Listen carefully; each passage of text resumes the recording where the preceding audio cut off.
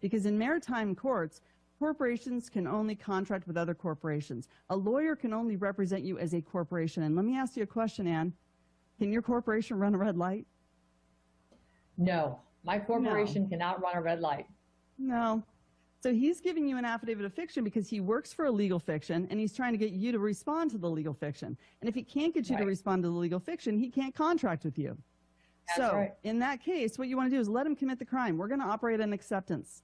Not that we're trying to trap him or anything. We're just trying to educate him, right? So the first thing you could ask a police officer is, excuse me, sir, are you attempting to traffic my person? And the person is the all caps corporation, okay? And he's going to say no because he doesn't know better, and that's okay. But what he's ultimately doing is he's giving you a ticket, an affidavit of fiction, and that's got a 30-day notice. You've got a choice to show up at court, right?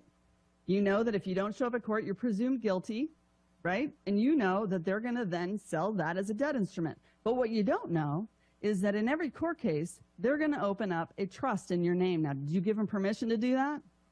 And I did not. No. And then what they're going to do is they're going to put 3 bonds in that trust. They're going to put a bid, a performance, and a payment bond in there.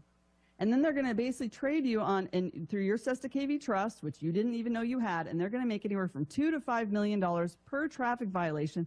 And technically, in the background, they are then selling those as debt instruments. The courts are selling them as debt instruments up to the Treasury. That's okay? Right. So they're making good money on issuing traffic violations, and that's why they have a quota. So what you could do is you could turn around and grab an affidavit of truth, because in an affidavit of truth, it's all common law. So you leave the court systems completely behind because they're all corrupt at this point. They're all just administrative maritime courts. And what you can do is you can operate. So imagine you're on a playing field down here, Ann, and this is maritime. We're going to take it to a playing field up here. And by the way, the playing field down here, we're like in the football field, and we're all the way back to the 1-yard line because no one ever taught us how to play offense. But I'm about to take you to a football field right above that. You're going to fly right over to the end zone because you're operating in truth, and no one can rebut truth. So you're going to give them words that no man can gainsay. And in your affidavit of truth, you're going to say in that affidavit, there is no evidence that you didn't just hold me at gunpoint and attempt to traffic my person. There's no evidence that you're not working for a foreign corporation. There's no evidence that you are actually, in fact, a police or policy enforcer for the original republic. There is no evidence that you haven't signed an oath or have signed an oath to we the people, right? So what we are going to do with this affidavit of truth is we're reasonable. It's a negotiable instrument. So this officer can choose to either sign an oath to we the people, or he can choose to resign. He can do anything he wants. He can negotiate this instrument.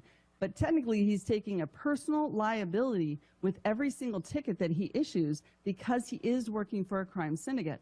And because he doesn't know that, that's okay. But in common law, every single man or woman is accountable for their deeds on this earth. So they have to be notified. So you put them on notice. So in your affidavit of truth, not only should it have documentaries to wake this officer up and let him know what's really going on, because again, he's probably a good guy, doesn't know what's going on. But in this affidavit of truth, you can let him know that there are all these things he has to rebut. In other words, he has to prove. You're giving him force, you're forcing burden of proof back on him that he has in fact signed an oath to we the people. And he hasn't, so he cannot prove otherwise. And when you put it in a negative advertement statement, you're basically saying there is no evidence to show that you did not just do this. Now, this is a very powerful statement. A negative advertement statement is very different than asking them for burden of proof. I'm not saying, hey, under burden of proof, prove to me you didn't just do this. Prove to me there wasn't bank fraud. Under burden of proof, prove to me that you didn't just willingly traffic my person.